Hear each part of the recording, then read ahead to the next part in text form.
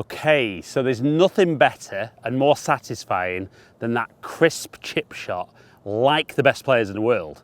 But if you're watching this video, the next few shots are probably a bit more like your game.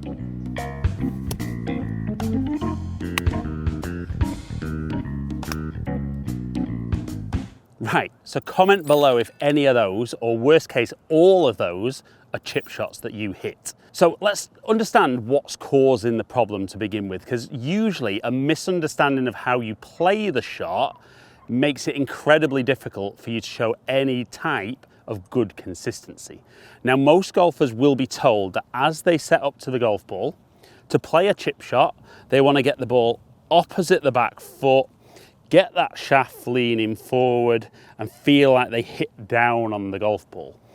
Now, I'm not saying you can't hit any good shots doing that, but the problem is with that much shaft lean and then trying to hit down, you get your low point so far ahead of the golf ball that you either hit halfway at the ball, and that's that thin one, you take all the loft off and it shoots across the green, or you actually go too low and then just bury your club into the ground.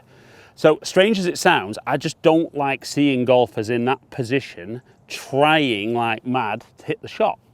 Even though Phil Mickelson plays shots like that, I think in Phil's defense, spends a little bit more time working on his chipping than most of you guys that are watching. So what I want you to understand first of all is if we're going to take the really poor strike out of play, how we need to use the golf club correctly. Now, I've got my 56-degree wedge here, and the important part of this is called the bounce of the club. So how that back edge of the club is lower than the leading edge. Now you can see when I keep that shaft upright, that back edge is lower, so it stops the club digging into the ground. But as I go more and more forward, that front edge is going to dig into the ground. So what we're looking to do is we're going to put the ball more into the center of the stance. Even if you wanted very slightly forward, we're going to feel that you get your sternum slightly ahead of the golf ball, which will produce a very small bit of shaft lean. I want you to really keep the pressure on that lead foot, and if you make some practice strokes now, you'll see I can still take a little bit of a divot or bruise the turf. But compared to some of the divots I was taking earlier, we might have to put emergency signs around there, because if I fell down one of those, you might never see me again. That might be a video you'd love to see. But if I can just be bruising the turf there, that's really going to show that I'm using the club correctly. Now, you might be watching this and say, I know this stuff already. And that's what I try and do, but I really struggle. But what I'll tend to see is even the guys that set up well to the ball, what they'll tend to do is they'll swing back quite nicely, they'll drag their hands forward and try and keep their hands well ahead of the golf ball at impact. So what I like guys to feel is almost take your lead hand, your left hand in my case, off, and just feel like the club head slightly overtakes the hands after impact. And again, you can see that club is just bruising the turf, lovely little sliver divots, and that's a great technique. Now, again, I speak about this with guys in lessons, and a lot of them say, well, is that not kind of flipping the hands, getting the club going underneath, and I'm going to thin the ball? No, I'm talking about just letting the club release nicely. Like I said, using the bottom of the club, and if you've got that kind of contact, even if you hit the ground first, because the club won't dig, it'll slide along the ground and you'll get good contact. So like I said, take that right hand on the club, lead hand off, make some little swings, and we can feel that that's a really perfect interaction.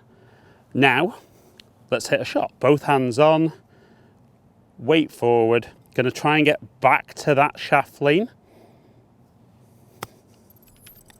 So I've landed it a little further than I wanted, but you can see really good interaction with the turf. And it'll take a bit of time, and you'll definitely still hit bad shots. You know, unfortunately, none of these are kind of magic cures, but if you can get there, build some confidence with how that club interacts with the ground. If you know your contact's good, hopefully you're not then worrying about contact. You can set up, little bit of pressure on that lead foot.